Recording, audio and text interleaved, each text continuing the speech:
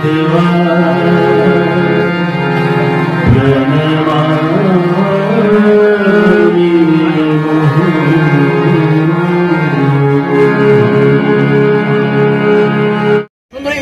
অনুষ্ঠানে আজকে 25শে ডিসেম্বর যীশু খ্রিস্টের জন্মদিন, আর ঠিক সেই দিনে আজকে কিন্তু সমাজসেবী প্রণতি সাহা তিনি কিন্তু আজকে এই রামকৃষ্ণ মিশনে এই যে এখানে কিন্তু তিনি আজকে 4টি ক্যামেরা গিফট করলেন তার তরফ থেকে।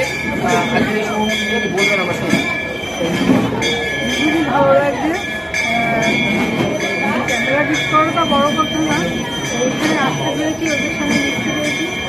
আমি একজন সঙ্গীত শিল্পী হিসাবে সবাই জানি, আমার এবং রাজ্য পরিচয় আশা আমি করি।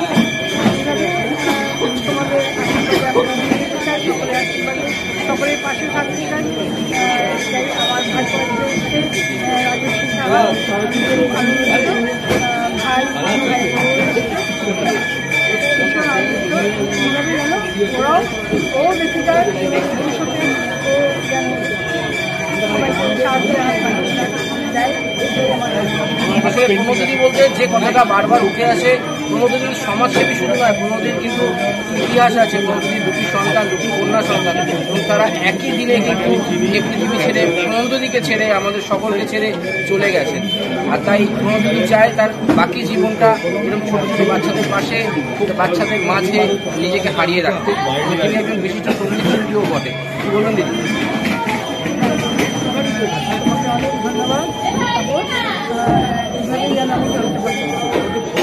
দিদি, আপনি একজন সঙ্গীত শিল্পী, তাই আজকের দিনে শুভ মুহূর্ত, শুভ সন্ধ্যা, দুপুরি গান আপনাদের থেকে শুনবো। আপনি খুব ভালো গান করেন, আমরা শুনেছি। দুপুরি গান আজকের সন্ধ্যার জন্য আপনার তরফ থেকে।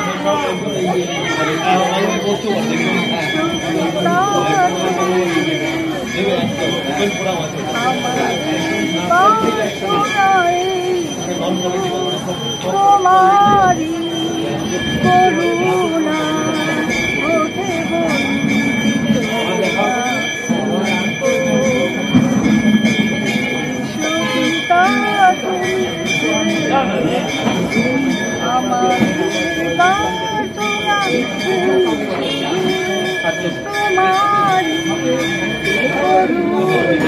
আমার তোমারি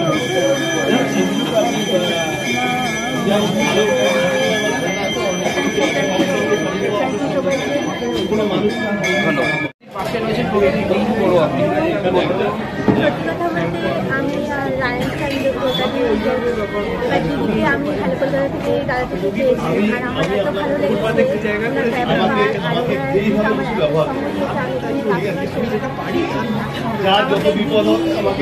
যায়। আর আমি তোমাদের সামনে মিশে সবার সাথে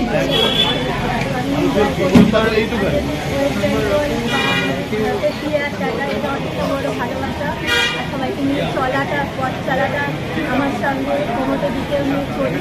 আর কোমরটি আমাকে শেখায়, গাড়ি নেয়, আমার বড় দিদির মতো আমাকে সেই রাস্তাঘাট বলো আর পথ চলা বলো আমার সঙ্গী হয়ে থাকে। আমার নাম সঙ্গীতা দাস, আমি লিখতে ভালোবাসি, কবিতা বলতে ভালোবাসি, রাইটিং করাটা আমার কাজ। তার সঙ্গে ভাষায় আমি